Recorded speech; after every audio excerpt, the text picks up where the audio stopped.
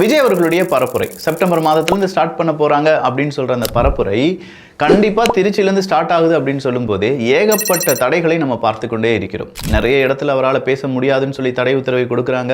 கேட்டால் அது bus stand கிட்ட இருக்குப்பா, அங்கே மிகப்பெரிய அளவில் டிராஃபிக் ஜாம் உருவாகும், அங்கே சமூகத்தில் ஏகப்பட்ட பிரச்சனைகள் உருவாகும் அப்படின்னு சொல்றாங்க.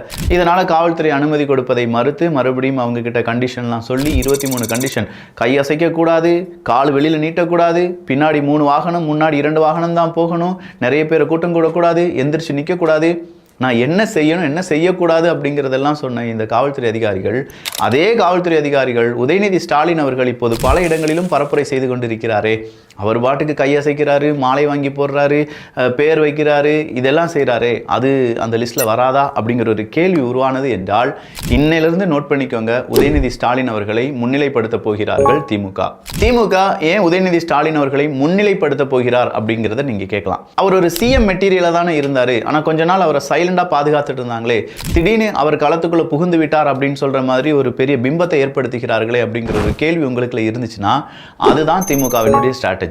அதாவது இப்போதைய சிஎம் அது ஸ்டாலின் அவர்கள் தான், நெக்ஸ்ட் சிஎம் கேண்டிடேட்டும் ஸ்டாலின் அவர்கள் தான். ஆனால் ஸ்டாலின் அவர்கள் பேசுறதை விட உதயநிதி ஸ்டாலின் அவர்கள் பேசுறது அப்படிங்கிறத ப்ரமோட் பண்ணி ஒட்டுமொத்தமாக அடுத்த லெவல் தலைவர் அவர் தான் அப்படிங்கிறத மக்கள் மத்தியில் இன்னும் ஆழமாக பதிவு செய்ய வைப்பதற்கு உதயநிதி ஸ்டாலின் அவர்கள் களமிறக்கப்படுகிறார்.